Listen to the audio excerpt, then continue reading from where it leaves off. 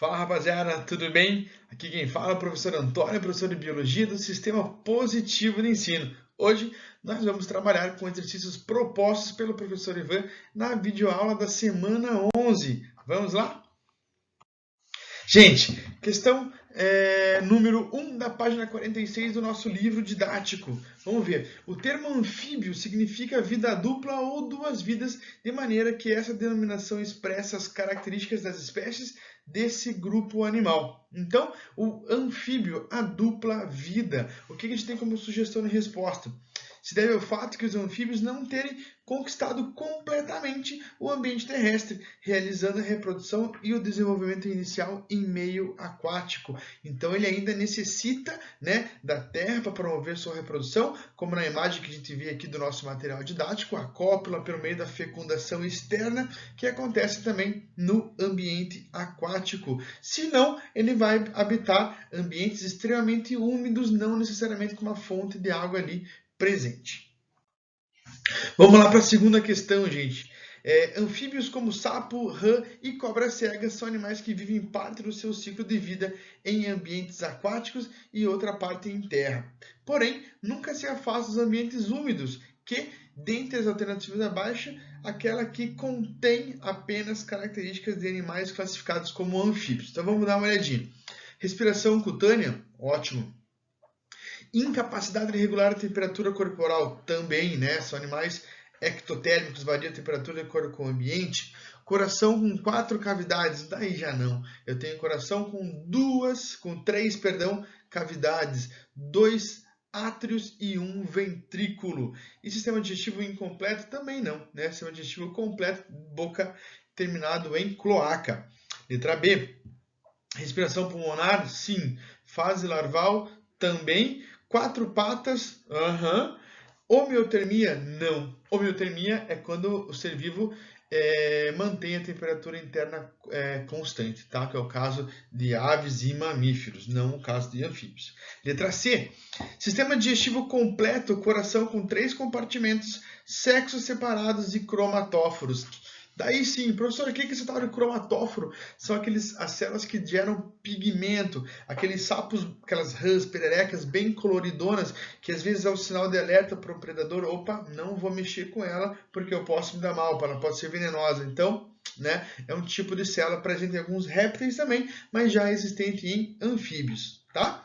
Vamos lá para na letra D, na verdade, né? Respiração branquial, sim, na fase larval. Sistema digestivo incompleto, daí já não, né? A gente sabe que ele é completo. Esqueleto cartilaginoso também não. Esqueleto ósseo e visão um pouco desenvolvida. Os anfíbios já têm uma visãozinha um pouco melhor, então tá errado a letra D. Próxima questão. Questão 3, estadual de Ponta Grossa. Os anfíbios foram os primeiros vertebrados que conquistaram o ambiente terrestre, sim, no processo evolutivo dos peixes e assim por diante. Então eles evoluíram a partir de um grupo de peixes sarcopterídeos com relação às características morfoanatômicas e fisiológicas dos anfíbios, assinale o que for correto. Sarcopterídeos são peixes com nadadeiras lobadas, tá? Nadadeiras ósseas que acabaram se transformando ali em membros, tá? Então, por isso dos tetrápodes, que é no caso dos anfíbios. Questão 01. Os ovos dos anfíbios não apresentam estruturas que impeçam a perda de água e, por isso, não são viáveis em ambiente seco. A presença de ovos com casca só vai surgir no filo dos répteis, na classe dos répteis, perdão. Tá? Questão 02. Como estrutura de defesa, os anfíbios possuem glândulas de veneno na pele e alguns possuem pele com coloração de advertência, que a gente falou agora dos cromatóforos, né? Aos predadores, a chamada coloração aposemática. Sim, sem dúvida. Questão 04. A respiração dos anfíbios é exclusivamente cutânea? Não. A gente sabe que tem respiração branquial em fase larval de sapos. A gente sabe que tem respiração branquial em indivíduos adultos, como a salamandra, tá? E geralmente questões com palavras excludentes, exclusivamente, unicamente, somente, geralmente estão erradas, tá bom? 08. Os sapos, rãs e pererecas e salamandras se alimentam somente de fitoplâncton. Olha a palavra excludente de novo, somente, tá? Não é o caso. Tem sapo que come vários tipos de insetos, né? Sapos carnívoros também, que se alimentam de larvas de peixes e assim por diante, tá bom? Então, de novo, palavrinha excludente ali, caiu por terra a nossa resposta, tá? Questão 04 da página 46. Leia a tirinha e responda as questões. Os filhotes de sapo nascem só com o rabo, depois nascem as pernas e levam um tempo até os braços nascerem. Veja, mamãe, sem as mãos, assim por diante, tá bom? Qual é o processo realizado pelos anuros? A. Negação. Uro. Cauda. Lembra lá das aulas anteriores? Urocordados, que só tem a notocorda no estágio larval, especificamente ali na cauda. Então, uro vem de cauda. Anuro, sem cauda, obviamente, no estágio adulto. Então, a gente está vendo o quê? Uma metamorfose, né, do girino para o sapo adulto que habita ali mais o ambiente terrestre. Na letra B, além da presença dos 4 membros e da regressão da cauda, que outra diferença anatômica pode ser apontada entre o girino e o sapo adulto? Galera, em relação à respiração, né? A presença de brânquia nos girinos e de pulmões em adultos, além da respiração complementar, que é a respiração cutânea. E outro aspecto legal é o composto nitrogenado. Girinos vão estar excretando amônia por estar imersos em meio aquoso. Já os sapos adultos, né, que estão mais tempo em ambiente terrestre, excretam ureia, que é menos tóxico e menos solúvel, não necessita tanta água para ser eliminado no ambiente, tá bom? Vamos lá, próxima questão. Questão 5 da FUVEST. 3 grupos de sapos foram mantidos em temperaturas diferentes, 5, 15 e 25 graus Celsius. O gráfico a seguir foi construído a partir das medidas das quantidades de gases trocados entre os animais e o ambiente em cada uma dessas temperaturas. Então vamos ver. Nos sapos, os papéis relativos da pele e dos pulmões na respiração mudam durante o ano. Justifique sua afirmação com base nos dados. A mudança do ano está relacionada à temperatura, né? Obviamente, então, primaveril, né? Primavera, inverno, verão mais quente, e a parte do estival, do outono e do inverno mais frios. Então, qual que vai ser a relação aqui, ó? De acordo com o gráfico, as temperaturas baixas... Em temperaturas baixas, a pele tem um papel relativamente maior na captação de oxigênio. Tá, olha ali, ó, as setinhas que eu coloquei para vocês. Em temperatura baixa, ali de 5 graus, a pele está absorvendo uma quantidade maior de oxigênio se comparado com a linha pontilhada ali que é dos pulmões. Tá? Então, a gente consegue observar essa relação. Em temperaturas mais altas, ocorre o inverso. Os pulmões têm um papel relativamente maior na absorção de oxigênio quando comparados à pele. Olha, em temperaturas mais altas, o pulmão, que é a linha pontilhada, está absorvendo ali cerca, né, na faixa dos 80, já a pele está absorvendo na faixa dos 43, sei lá, 45. Então, a gente consegue observar essa relação no gráfico de quantidade de absorção de oxigênio e troca gasosa em cada temperatura. Letra B.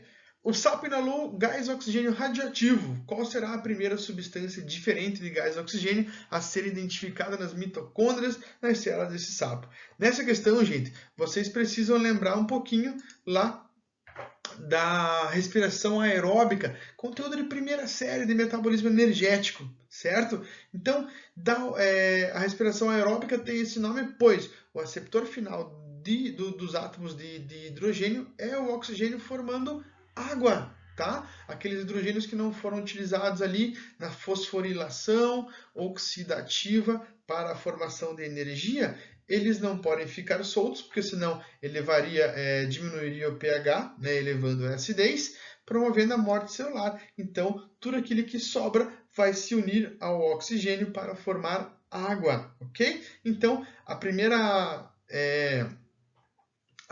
marcação radioativa, digamos assim, seria a água, porque ela é proveniente da soma, né, do oxigênio radioativo mais átomos de hidrogênio no processo de respiração celular aeróbica.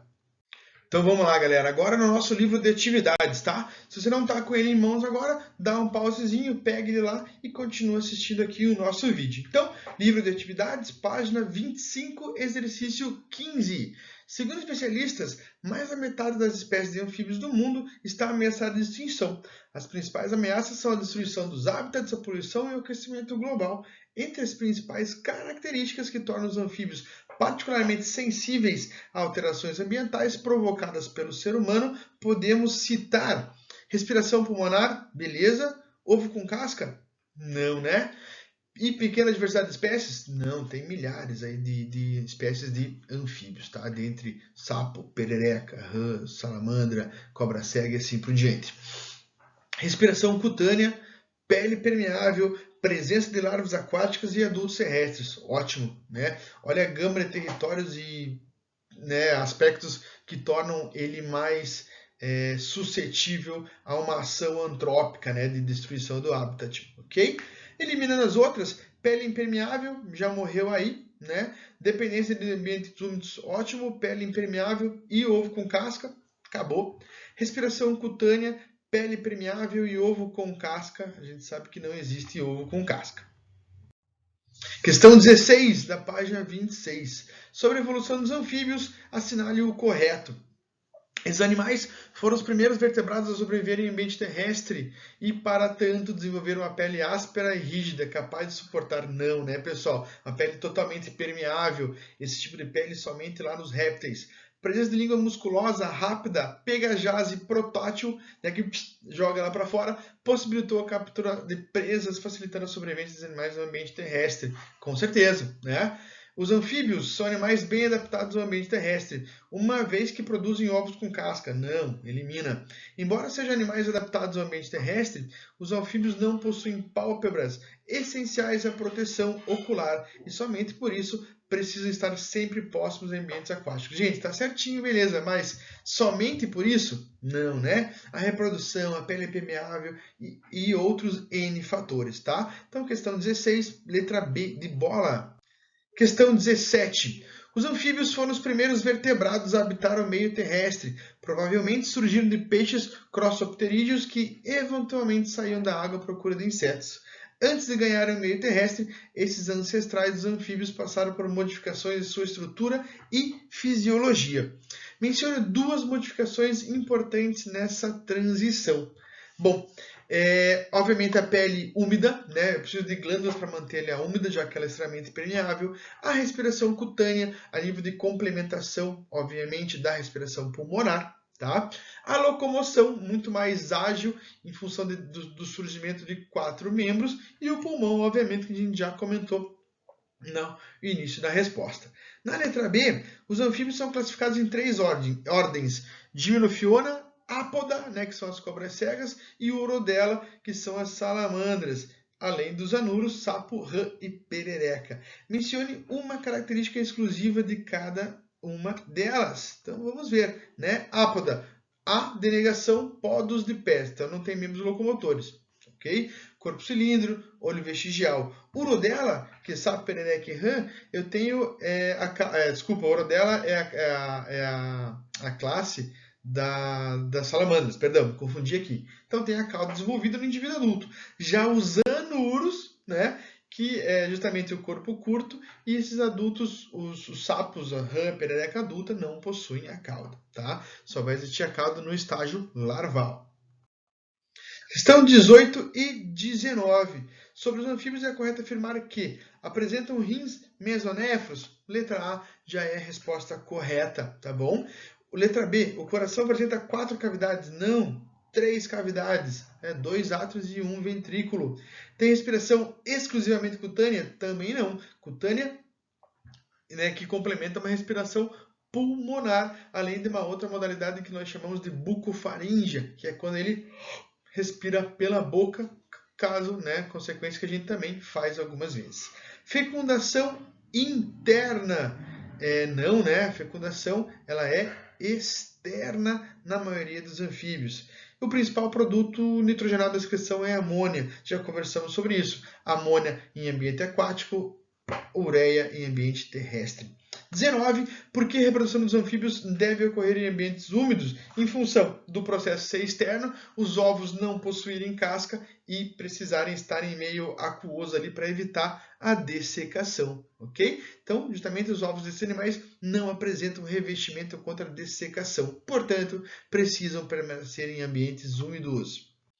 E a nossa última questão, falando em relação à fragilidade dos animais no caso do aumento da temperatura. No último verão, devido ao fenômeno meteorológico no qual a imensa massa de ar quente e seco estacionou o território brasileiro, bloqueando frentes frias e as temperaturas passaram a 36 graus. Imagina se viver num ambiente extremamente quente, onde eu necessito de umidade e com essa temperatura eu não tenho, ok? Então, o que indica o aumento da fragilidade nesse grupo de animais? Temperatura e umidade? Sim. Glândula uropigiana, isso é de aves, para manter a impermeabilidade nas penas, não é o caso. Letra B, evaporação e convecção. Não tem nada a ver com o processo. A evaporação é a água, né, subir até a superfície, e a convecção quando ela fica girando no nosso planeta. Então a letra C elimina também. Letra D, umidade e a evaporação. Eu tenho umidade nessa temperatura? Muito difícil, tá bom? Então, tornando a questão correta a letra E, temperatura e umidade, né? Já que na região amazônica, por exemplo, eu tenho essa temperatura até mais que isso e muita umidade. Mas a presença de tênue queratinização da pele, ela não é queratinizada, ela é extremamente permeável, tá? Então ela perderia muita água, ele promoveria transpiração exagerada desses animais. Então, questão 20, letra E de escola. Povo, então é isso aí. Nós encerramos essa breve resolução de exercícios aí do grupo dos anfíbios e nos encontramos na próxima semana aí trabalhando com os répteis. Um grande abraço, fiquem bem e se cuidem. Tchau, tchau.